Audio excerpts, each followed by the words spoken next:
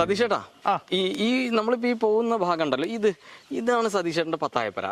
ഇതെന്റെ പത്തായപ്പുരയാണ്. ഇതിലാണ് നമ്മൾ നെല്ലും നമ്മുടെ കൃഷി ഉൽപ്പന്നങ്ങളും അതുപോലെ തന്നെ ആയുധങ്ങളും പഴയ പാത്രങ്ങൾ ഉൾപ്പെടെയുള്ള കാര്യങ്ങളെല്ലാം സൂക്ഷിക്കുന്നത് ഇതിനകത്ത്.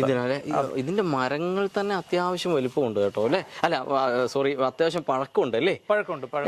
ഈ വീടിനോട് ചേർന്ന് കെട്ടിയതാണല്ലോ. അപ്പൊ ഇത് 150 വർഷത്തെ പഴക്കം ഇതും ഉണ്ടാവും. മേലെ ചേട്ടാ, ഇതിൽ ഉപയോഗിച്ചിരിക്കുന്ന മരങ്ങളൊക്കെ എല്ലാം തേക്കാണ്. എല്ലാം മുഴുവൻ തേക്കാണ് അല്ലേ? നമസ്കാരം സുഹൃത്തുക്കളെ, നമ്മളിന്ന് ഓർഗാനിക് കേരളത്തിന്റെ പുതിയ വീഡിയോയിലൂടെ നിങ്ങൾക്ക് പരിചയപ്പെടുത്തി തരുന്നത് ശരിക്കും പാലക്കാടൻ ഗ്രാമീണതയുടെ വളരെ രസകരമായിട്ടുള്ള കുറച്ച് കാഴ്ചകളാണ്. നമ്മൾ ഇന്ന് നിൽക്കുന്നത് നിങ്ങളിൽ പലർക്കും അറിയാമായിരിക്കും. നമ്മൾ ഒടിയൻ സിനിമയുടെയൊക്കെ ഒരു ലൊക്കേഷൻ എല്ലാവരും കേട്ടിട്ടുണ്ടായിരിക്കും, തേൻകുറിശി. പാലക്കാട് തേൻകുറിശിയിലാണ് ഇന്നത്തെ നമ്മുടെ ഷൂട്ട്. അപ്പോൾ ഇവിടെ നമ്മൾ കാണിക്കാൻ പോകുന്ന സതീഷേട്ടൻ്റെ കുറച്ച് രസകരമായ കൃഷിക്കാഴ്ചകളാണ്. അപ്പോൾ സതീഷേട്ടൻ്റെ കൃഷിക്കാഴ്ചയോടൊപ്പം നമ്മൾ എടുത്തു പറയേണ്ട കുറച്ച് കാര്യങ്ങളുണ്ട്. സതീഷേട്ടൻ്റെ ഒരു 150 വർഷത്തിന് മുകളിൽ പഴക്കമുള്ള വീട്ടിലാണ് ഇന്ന് നമ്മൾ നിൽക്കുന്നത്. ഈ നിൽക്കുന്ന മാവ്, ഇത് മാവിൻ്റെ ഒരു ചെറിയ ഭാഗം മാത്രമാണ്. ഇതിന് ഈ വീടിനേക്കാൾ പഴക്കമുണ്ട്. അത്രയും ഒരു മുത്തശ്ശി മാവാണ് ഇവിടെയുള്ളത്. അപ്പോൾ നമുക്ക് അതിൻ്റെയൊക്കെ രസകരമായ കുറച്ച് കാര്യങ്ങൾ നമ്മുടെ സതീഷേട്ടനോട് ചോദിച്ച് മനസ്സിലാക്കാം. സതീഷേട്ടാ, നമ്മൾ ശരിക്ക് നമ്മുടെ ഈ തേൻകുറിശിയിൽ ഞാനിങ്ങോട്ട് വരുമ്പോഴേ എനിക്ക് ഭയങ്കര രസകരമായി തോന്നി കേട്ടോ. 2 സൈഡൊക്കെ പാടങ്ങളും കരിമ്പനയൊക്കെ ആയിട്ട് പാലക്കാടിന്റെ ഒരു അല്ലേ, എല്ലാ ഭാഗങ്ങളും ഇവിടെ ഉൾക്കൊള്ളുന്നുണ്ട്. നെല്ലറാന്ന് തന്നെ പറയാം. അതെ, അത്രയും രസകരമായിട്ടുണ്ട്. ഇവിടെ വന്നപ്പോഴും ഭയങ്കര രസകരമായ കാഴ്ചകളായിരുന്നു. എന്തൊക്കെയാണ് നമ്മളുടെ വീഡിയോയിലൂടെ ഇന്ന് നമ്മുടെ പ്രേക്ഷകരുമായിട്ട് ഷെയർ ചെയ്യാൻ പോകുന്ന കാര്യങ്ങൾ എന്തൊക്കെയാണ്? രതീഷ, തേൻകുറിശിയിലെ വിളയൻ ചാത്തന്നൂർ എന്ന് പറയുന്ന സ്ഥലമാണ് ഇത്. ഇതിനോട് ചേർന്നിട്ട് വിളയന്നൂർ എന്ന് പറയുന്ന ഒരു ഗ്രാമം കൂടെ ഉണ്ട്. ബ്രാഹ്മണരുടെ അഗ്രഹാരമുള്ള രഥോത്സവമൊക്കെ നടക്കുന്ന ഒരു ഗ്രാമം കൂടെ ഇവിടെ ഉണ്ട്. ഈ വിളയൻ ചാത്തന്നൂരും വിളയന്നൂരും എന്ന പേര് വരാൻ കാരണം ഏറ്റവും അധികം നെല്ല് വിളയുന്ന മണ്ണായതുകൊണ്ടാണ് വിളയന്നൂർ എന്നും വിളയൻ ചാത്തന്നൂർ എന്നും പറയും. ഇപ്പൊ ഈ വീട് നിൽക്കുന്ന എന്റെ ഈ സ്ഥലം വന്നിട്ട് വിളയൻ ചാത്തന്നൂരായിട്ടുള്ള ഒരു സ്ഥലമാണ്. എന്റെ കുടുംബം പാരമ്പര്യമായിട്ട് കൃഷിക്കാരുടെ ഒരു കുടുംബമാണ്. ഞാനും അത് തന്നെയാണ് ചെയ്യാൻ ആഗ്രഹിക്കുന്നത്. എന്റെ മകനും കൃഷി തന്നെയാണ്. ഇപ്പൊ +2 കഴിഞ്ഞു. അവന് ഞാനിപ്പോ BE അഗ്രികൾച്ചറിനാണ് ചേർത്തിരിക്കുന്നത്. അവൻ ഒരൊറ്റ നിർബന്ധം, കൃഷിയാണ് നമ്മുടെ. അത് വിട്ടു പോകുന്ന ഒരു പ്രശ്നവുമില്ല. അതിനിപ്പോ എത്ര വലിയ ഓഫർ വന്നാലും ശരി, എന്ത് ചെയ്താലും നമ്മുടെ മണ്ണിനെയും നമ്മുടെ പൈതൃകത്തിനെയും കാത്തു സൂക്ഷിക്കുക എന്നുള്ള ഒരൊറ്റ വാശിയിലാണ് ഞങ്ങൾ മുന്നോട്ട് പോയിക്കൊണ്ടിരിക്കുന്നത്. അത് നിലനിർത്തുക തന്നെ ചെയ്യും. അപ്പൊ നമ്മൾ ഈ ഇതിപ്പോ അച്ഛൻ, മുത്തശ്ശൻ, അങ്ങനെ മുത്തശ്ശന്റെ മുത്തശ്ശനൊക്കെ അങ്ങനെയുള്ളൊരു കാലഘട്ടത്തിലൂടെ വന്നൊരു സ്ഥലമാണല്ലോ ഇപ്പൊ നമ്മൾ ഈ നിൽക്കുന്നത്, അല്ലെ? അങ്ങനെ തലമുറകൾ കൈമാറി വന്നിട്ടുള്ള ഒരുപാട് കാര്യങ്ങൾ ഇവിടെ പത്തായപ്പുരയുണ്ട്. ബാക്കിൽ ഒരുപാട് വർഷം പഴക്കമുള്ള ഒരു തൊഴുത്തുണ്ട്. അപ്പോ ഈ മാവുണ്ട്. ഇങ്ങനെ ഒരുപാട് കാഴ്ചകൾക്കപ്പുറം ഇപ്പൊ നമ്മൾ ഇവിടെ ഇങ്ങനെ കൃഷിയുമായി ബന്ധപ്പെട്ടിട്ട് എന്തൊക്കെ കാര്യങ്ങളാണ് നമ്മൾ ചെയ്യുന്നത്? ഇപ്പൊ ഇവിടെ ചെയ്യുന്നത് വിഷരഹിത കൃഷിയാണ്. അതായത് പക്ക ജൈവം. ഒരു തരി പോലും നമ്മൾ കെമിക്കലോ രാസപദാർത്ഥങ്ങളോ ഇല്ലാത്ത നമ്മൾ തന്നെ ജീവാമൃതം, അതായത് നമ്മൾ വെച്ചൂർ പശുവിന്റെയോ നാടൻ പശുവിന്റെയോ ചാണകത്തുനിന്നും മൂത്രത്തുനിന്നൊക്കെ ഉൽപ്പാദിപ്പിക്കുന്ന ജീവാമൃതം എന്ന് പറയുന്ന വളം മാത്രം ഉപയോഗിച്ചുകൊണ്ട് ചെയ്യുന്ന ഒരു കൃഷി രീതിയാണ് ഇപ്പൊ ചെയ്യുന്നത്. കൃഷിയിൽ എന്തൊക്കെയാണ് നമ്മൾ എന്താണ് ഫോക്കസ് ചെയ്യുന്നത്? ഇവിടെ പച്ചക്കറിയാണ് ഇപ്പൊ. അതായത് ഇപ്പൊ നമ്മൾ തമിഴ്നാട്ടിൽ നിന്ന് വരുന്ന പച്ചക്കറികൾ മുഴുവൻ പാലക്കാടിലെ എലവഞ്ചേരിയിലുണ്ട്. മുഴുവൻ വിഷം അടിച്ചിട്ടുള്ള വിഷമയമാണ്. അതില്ലാതെ ജനങ്ങൾക്ക് അടുത്ത തലമുറയ്ക്ക് കൂടെ മനസ്സിലാക്കാനും അത് ആരോഗ്യം നിലനിർത്താനും കൂടി വേണ്ടിയിട്ടുള്ള ഒരു ശ്രമത്തിലാണ് ഞങ്ങൾ. അതിന്റെ തുടക്കം നമ്മൾ ഒരു 2-3 കൊല്ലം മുമ്പ് ചെയ്തു. അന്ന് ഇത്ര എസ്റ്റാബ്ലിഷ് ആയിട്ടില്ല. ഇപ്പൊ രതീഷിനെ പോലുള്ള ആളുകൾ ഇവിടെ വന്നാൽ മാത്രമേ ഇത് പുറം ലോകം അറിയുള്ളൂ. ഈ നമ്മളിപ്പോ കാണുന്ന ഈ ഒരു 4 ഏക്കർ മുഴുവൻ അങ്ങനെ ചെയ്യാൻ ഉദ്ദേശിച്ചുകൊണ്ട് അപ്പൊ നിലവിൽ ഇവിടെ വർക്കും കാര്യങ്ങളും നടന്നുകൊണ്ടിരിക്കുന്നുണ്ട്. കുറച്ച് കാര്യങ്ങൾ അങ്ങനെയാണെങ്കിൽ നമുക്ക് നമ്മുടെ കൃഷിക്കാഴ്ചയിലേക്ക് പോവാം. കൂടെ നമ്മളുടെ ഈ വീടും പരിസരമൊക്കെ ഒന്ന് കാണിക്കുകയും ചെയ്യാം. ഒന്ന് നോക്കിയാലോ? തീർച്ചയായും. സതീഷേട്ടാ, ഈ നമ്മളിപ്പോ ഈ പോകുന്ന ഭാഗം ഉണ്ടല്ലോ, ഇതാണ് സതീഷേട്ടന്റെ പത്തായപ്പുര. ഇതെന്റെ പത്തായപ്പുരയാണ്. ഇതിലാണ് നമ്മൾ നെല്ലും നമ്മുടെ കൃഷി ഉൽപ്പന്നങ്ങളും അതുപോലെ തന്നെ ആയുധങ്ങളും പഴയ പാത്രങ്ങൾ ഉൾപ്പെടെയുള്ള കാര്യങ്ങളെല്ലാം സൂക്ഷിക്കുന്നത് ഇതിനകത്ത്. ഇതിന്റെ മരങ്ങൾ തന്നെ അത്യാവശ്യം വലുപ്പമുണ്ട് കേട്ടോ, അല്ലെ? അല്ല സോറി, അത്യാവശ്യം പഴക്കമുണ്ട് അല്ലേ? പഴക്കമുണ്ട്. ഈ വീടിനോട് ചേർന്ന് കെട്ടിയതാണല്ലോ. അപ്പൊ ഇത് 150 വർഷത്തെ പഴക്കം ഇതും ഉണ്ടാവും. മേലെ ചേട്ടാ, ഇതിൽ ഉപയോഗിച്ചിരിക്കുന്ന മരങ്ങളൊക്കെ എല്ലാം തേക്കാണ്. എല്ലാം മുഴുവൻ തേക്കാണ് അല്ലേ? ഇതാണ് നമ്മുടെ പഴയ കാലത്തുള്ള തൊഴുത്ത് അല്ലേ? ഇതാണ് തൊഴുത്ത്. ഇതിന് നിങ്ങൾ എന്തെങ്കിലും മാറ്റങ്ങളൊക്കെ വരുത്തിയിട്ടുണ്ടോ? ചെറിയ രീതിയിൽ മാറ്റം വരുത്തിയിട്ട് ഇതിന്റെ ആ പശുവിന് വൈക്കോലിടുന്ന പുല്ലോട്ടി എന്ന് പറയും പാലക്കാടൻ ഭാഷയിൽ, അത് നമ്മൾ മാറ്റിയിട്ട് ഇപ്പൊ ഇതൊരു ഹാള് പോലെ ആക്കിയിട്ട് നമ്മള് ജൈവവളം ഉണ്ടാക്കുന്ന ഒരു യൂണിറ്റ് ആക്കി മാറ്റി ഇതിനെ. ഓ ശരി. അപ്പൊ ആ പൊളിച്ചതിന് മുഴുവൻ നമ്മൾ ഇവിടെ അടുക്കി വെച്ചിട്ടുണ്ട്. വേണമെങ്കിൽ റീകൺസ്ട്രക്ട് ചെയ്യാൻ പറ്റും നമ്മൾക്ക്. അതല്ലേ, ഇതാണ് തൊഴുത്തിനകം. തൊഴുത്തിനകം ഇത്രയും വലിയ തൊഴുത്ത് അന്നേ ഉണ്ടല്ലേ? ഈ കല്ലൊക്കെ ആദ്യ കാലത്ത് തന്നെ പതിച്ചതാണോ? ഇതൊക്കെ ഈ വീടിനോട് ചേർന്ന്. അല്ല സതീഷ് ചേട്ടൻ ഇപ്പൊ ചെയ്തതൊന്നുമല്ല, ഒന്നും ചെയ്തിട്ടില്ല. ആകെ ചെയ്തത് കഴുക്കോലും പട്ടികയും ചെതല് പിടിച്ചപ്പോ അതിന് മാറ്റിയിട്ടുണ്ട്. പുതിയ കഴുക്കോലും പട്ടികയും വെച്ചിട്ടുണ്ട്. അത്രേ ചെയ്തിട്ടുള്ളൂ. അതെ. ഇവിടെ ഇങ്ങനെ നമ്മളെ തൈകൾ ഉൽപാദനത്തിന്റെ കുറെ കാര്യങ്ങളൊക്കെ കാണുന്നുണ്ടോ?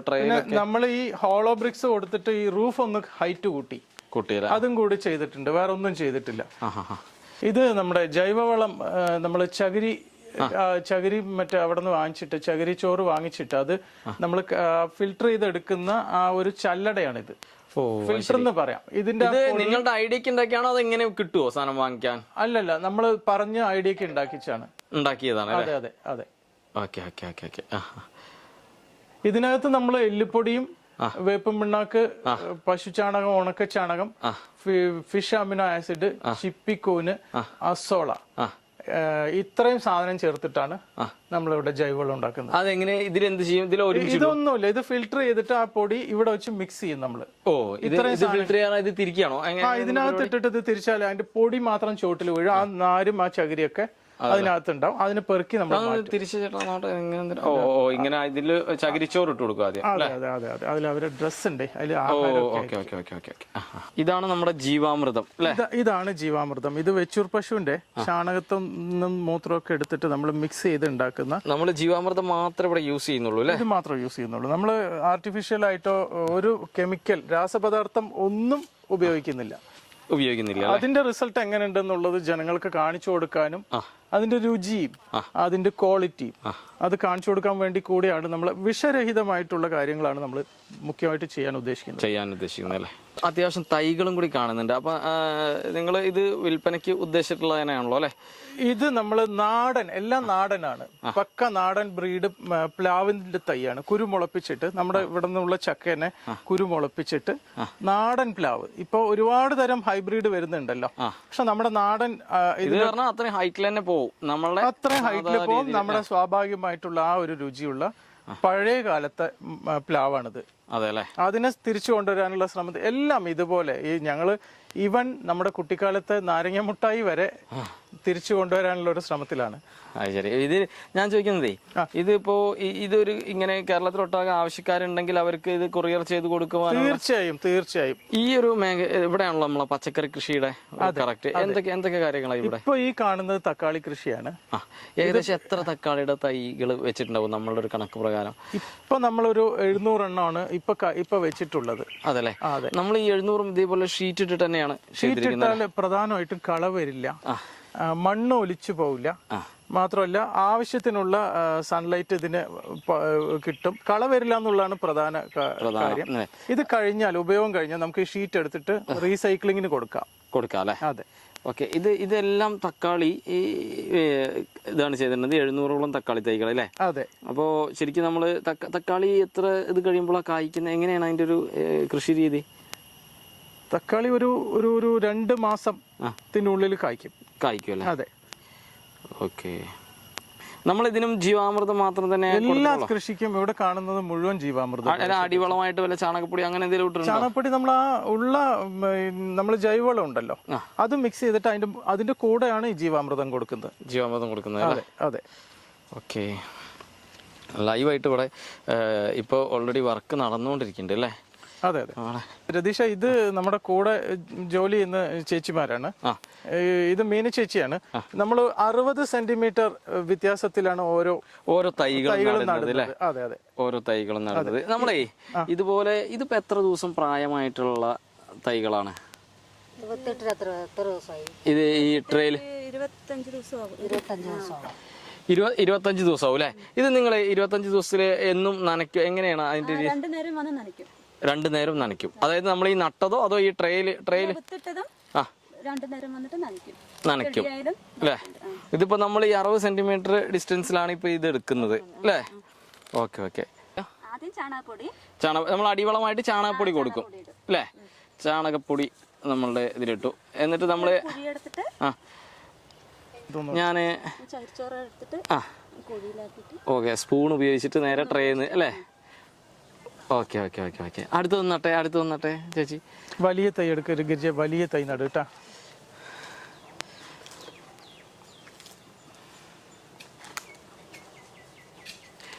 ഇത് ഇനി നിങ്ങളിത് 2 നേരം നനയ്ക്കുവോ?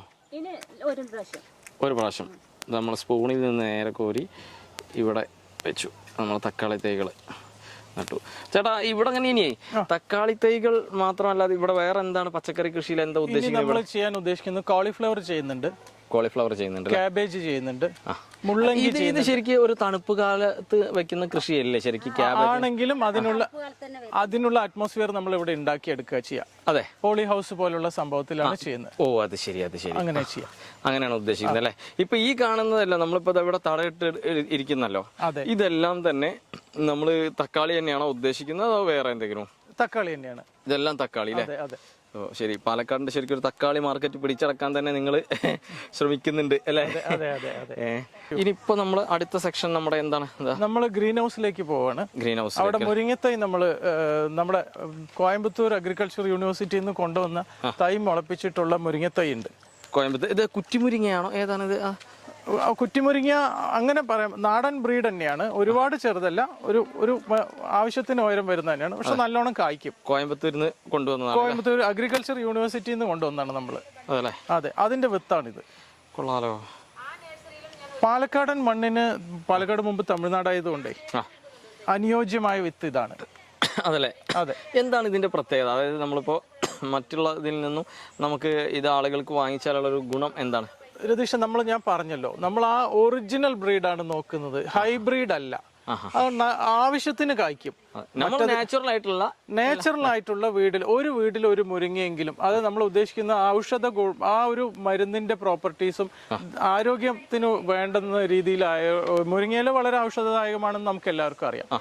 ആ രീതിയിൽ എല്ലാ വീട്ടിലും ഒരു മുരിങ്ങത്തൈ എന്നുള്ള നിലയ്ക്കാണ് നമ്മളിപ്പോൾ ഗവൺമെന്റിലേക്ക് കൊടുത്ത് ഗവൺമെന്റ് ഡിസ്ട്രിബ്യൂട്ട് ചെയ്യുന്നതാണ്. ആവശ്യത്തിന് കായ്ക്കും. ഹൈബ്രിഡിനെക്കാളും ഗവൺമെന്റ് ഡിസ്ട്രിബ്യൂട്ട് ചെയ്യുമ്പോഴേ നിങ്ങൾ എന്തിന്റെ ഇതിലാണ് ഇത് കൊടുക്കുന്നത്? കൃഷിഭവൻ മുഖാന്തരം ആണ്. നമ്മൾ ബ്ലോക്ക് ഓഫീസിൽ നിന്ന് അഗ്രികൾച്ചർ ഓഫീസിന്റെ കീഴിൽ ബ്ലോക്ക് ഓഫീസിലേക്ക് കൊടുത്ത് ബ്ലോക്ക് ഓഫീസിന്റെ നിർദ്ദേശപ്രകാരം പാലക്കാട് ജില്ലയിലെ കൃഷിഭവനുകളിലേക്കാണ് ഇത് പോകുന്നത്. അവരത് ഫ്രീ ആയിട്ട് വിതരണം ചെയ്യുന്നത്. അതെ. വീട്ടുമുറ്റത്തൊരു പച്ചക്കറി എന്നുള്ളൊരു പദ്ധതി ഇപ്പൊ ഗവൺമെന്റ് നടപ്പാക്കുന്നുണ്ട്. അതിനോട് ചേർന്നിട്ടായിരിക്കും ഇതും. എല്ലാ വീട്ടിലും നിർബന്ധമായിട്ട് ഇതുപോലുള്ള ഔഷധ പച്ചക്കറികൾ വേണം എന്നുള്ള അതായത് വിഷരഹിതം. നമ്മൾ തമിഴ്നാടിന് കഴിയുന്നതും ആശ്രയിക്കാതെ മുന്നോട്ട് പോകാനുള്ള ഒരു ചെറിയൊരു ശ്രമമാണ് ഇത്. ആണല്ലേ? അതെ. ഇത് രാമച്ചമാണ്. നമ്മൾ പ്രധാനമായിട്ടും ഇത് ഇവിടെ വെക്കാൻ കാരണം ഈ മണ്ണൊലിപ്പ് തടയും. ഇതിപ്പോ ഞാൻ മീൻ വളർത്തിയ ഒരു കുളമാണ്. അതിൽ വെള്ളമില്ല. ഇപ്പൊ നമ്മളിപ്പോ പിടിച്ചു കഴിഞ്ഞ ശേഷം അത് കുളം വറ്റിച്ചിരിക്കുകയാണ്. അപ്പൊ അതിന്റെ സൈഡില് മണ്ണൊലിപ്പ് തടയാൻ വേണ്ടിയിട്ടാണ് നമ്മൾ ഈ രാമച്ചം വെച്ച് പിടിപ്പിച്ചത്. ആണോ? ഡബിൾ പർപ്പസ് ആണ്. അപ്പൊ നമുക്ക് ഇതിന്റെ വേരെടുക്കുകയും ചെയ്യാം. ആ മണ്ണൊലിപ്പ് വെച്ചിട്ട് എത്ര ഈ രാമച്ചങ്ങളൊക്കെ വെച്ചിട്ട് ഒരു വർഷം മീതയായി. ഒരു വർഷത്തിന് മീതെ? അതെ. രാമച്ച ശരിക്കും നിങ്ങൾ ഇങ്ങനെ ഒരു പദ്ധതി ഉണ്ടെങ്കിൽ ശരിക്കും രാമച്ചം കൂടി നല്ലൊരു വരുമാന മാർഗമാക്കി മാറ്റാം. അത് നമ്മൾക്ക് കുഴൽമന്നം ബ്ലോക്ക് ഓഫീസിലെ ബ്ലോക്ക് ഓഫീസർ ഉണ്ടായിരുന്നു, ഒരു സരസ്വതി മാഡം. വളരെ നല്ലൊരു മാഡം ആയിരുന്നു. ആ മാഡം ആണ് എനിക്കിത് തന്നതും എന്നെ പ്രോത്സാഹിപ്പിച്ചതും ഇത്രയും എന്നെ ഒരു ബാക്കപ്പ് ചെയ്ത് ഈ ലെവലിൽ കൊണ്ടുവന്നത് ആ മാഡമാണ്. അത് പറഞ്ഞാതിരുന്നാൽ അത് നന്ദികേടായി പോകും. അതല്ലേ? തീർച്ചയായിട്ടും. അത് എന്തായാലും ജനങ്ങളിലേക്ക് എത്തട്ടെ. ഇതുപോലുള്ള നല്ല ഓഫീസർമാർ തന്നെയാണ് നമ്മുടെ നാടുകളിൽ ഈ കൃഷി ഒരു പരിധി വരെ അല്ലെ ഏറ്റവും നല്ല രീതിയിൽ മുൻപോട്ട് കൊണ്ടുപോകാൻ സഹായിക്കുന്നത് ഇവരെ പോലെയുള്ള നല്ല ആളുകൾ തന്നെയാണ്. അത് മാത്രമല്ല, അതേ ഓഫീസിൽ തന്നെ നടരാജൻ സാർ, അദ്ദേഹം കൃഷി ഓഫീസറാണ്. ആ ഓഫീസിൽ വർക്ക് ചെയ്യുന്നത് അദ്ദേഹത്തിന്റെ നേതൃത്വത്തിലാണ് ഇപ്പൊ ഈ കാണുന്ന. അദ്ദേഹത്തിന്റെ ഗൈഡൻസിലും ഇതിലാണ് ഇപ്പൊ ഈ കാണുന്ന കൃഷി മുഴുവൻ ചെയ്ത് ഇപ്പൊ മുമ്പിലേക്ക് പോയിക്കൊണ്ടിരിക്കുന്നത്. അതെ അതെ അതെ. ഇതിനുള്ള പാത്തികൾ വഴുതന, നമ്മുടെ ബജ്ജി മുളക്, കാപ്സിക്കം. ഈ ഏരിയയിലേക്ക് ബജ്ജി മുളകും കാപ്സിക്കം. ശരിക്കും നമ്മളിപ്പോ അവിടെ നിന്നാണ് ഇങ്ങോട്ട് വന്നത്. അവിടെ അങ്ങനെ ആ ഏരിയയിൽ തക്കാളിക്കുള്ള ഏരിയ അവിടെ ഇങ്ങനെ കറക്റ്റ് ആക്കി കിട്ടും. ഇനി ഈ ഒരു ഗ്യാപ്പിൽ നമ്മൾ വഴുതനങ്ങ എല്ലാം നാടനാണ്, എല്ലാം നാടനാണ്. ഇവിടെ ഇങ്ങനെ ഈ ഏരിയ ഒക്കെ നമ്മൾ വഴുതനയും മറ്റു പച്ചക്കറികളും വെക്കാനാണ് ഉദ്ദേശിക്കുന്നത്. പച്ചമുളക്, കാന്താരി, അതുപോലെ ബജ്ജി മുളക്, കാപ്സിക്കം എന്ന് വെച്ചാൽ വലിയ കാപ്സിക്കം അല്ല, പഴയ ബജ്ജി മുളക് ഉണ്ട്, ഇത്രേ ഉണ്ടാവുള്ളൂ. അതാണ് ചെയ്യാൻ ഉദ്ദേശിക്കുന്നത്. ഇവിടെ പുല്ലുവെട്ടാണോ? പുല്ല് വെട്ടിക്കൊണ്ടിരിക്കുക.